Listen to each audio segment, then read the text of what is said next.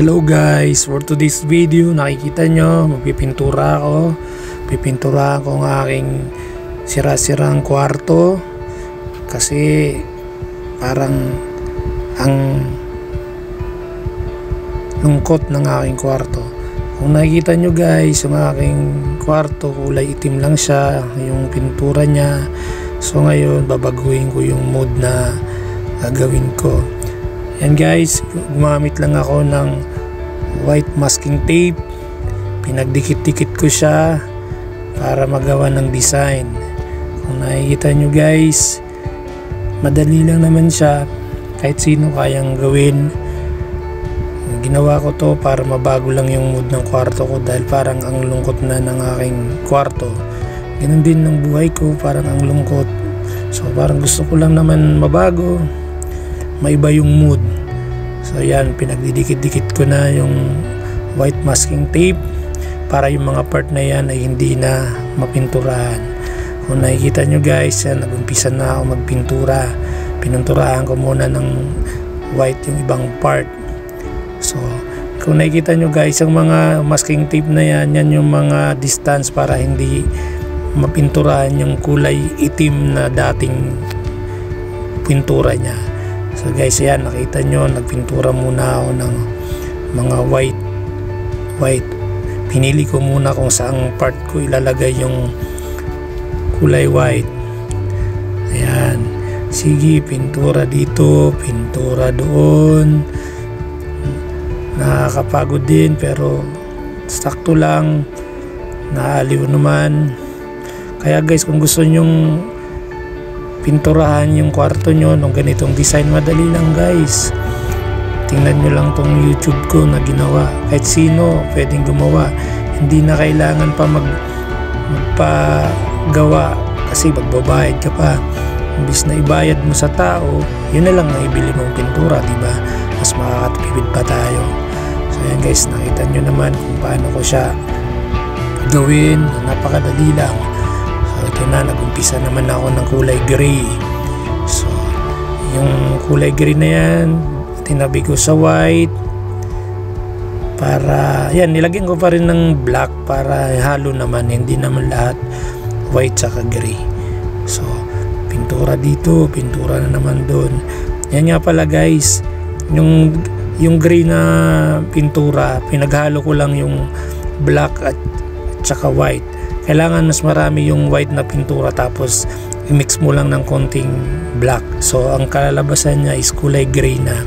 Kung gusto niyo naman na dark gray, ayan guys, kung nakita niyo may dark gray na akong nilagay, yan naman ay pinaghaluan ko rin ng white at saka black. Pero kung gusto niyo mas dark gray, damihan mo yung black para makita mo na yung diferensya sa gray. So yan guys, dalawang pintura lang ang gagawin nyo, white saka black lang, pero ang dami mo nang mamimix na pintura. So kung nakikita nyo dyan, may white, may black, may gray, may dark gray. So diba nakaapat ka na sa dalawang pintura lang, tipid pa. So yan lang, para ka lang naman nag-drawing nung kabataan mo. So yan ang gagawin mo, yan, tapos na ako sa part na yan. So ngayon nandito naman ako sa kabilang side. Itong side kasi inuna ko na to, nahuli ko lang sa videohan kasi naisip ko ano kaya kung gawin kong vlog tong pagpipintura ko ng room. So itong side na to, nauna ko na siyang lagyan ng mga masking tape. So kaya nakikita nyo halos tapos na siya. So ang ginawa ko, late ko na siya mabidyohan. Kaya yan, pintura na ako dyan. Pintura ko na rin puti. Ang dami kong puting pintura.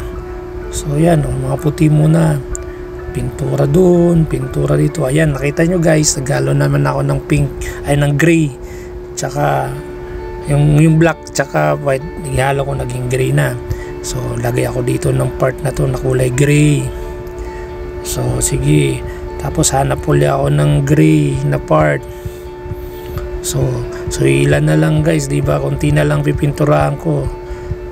Ayan, sige, pintura dito, pintura dito, pintura. Bilis kasi nagugutom na yata ako. Anong oras na? Ayan, diba? Bilis kong kumilos guys, diba? So ayan lang guys, kung gusto nyo lang baguhin yung mood ng kwarto nyo, kung may pintura man o wala, Kung gusto nyo ng ganitong style, nauuso naman to ngayon eh. So, pwede nyo tong gayahin.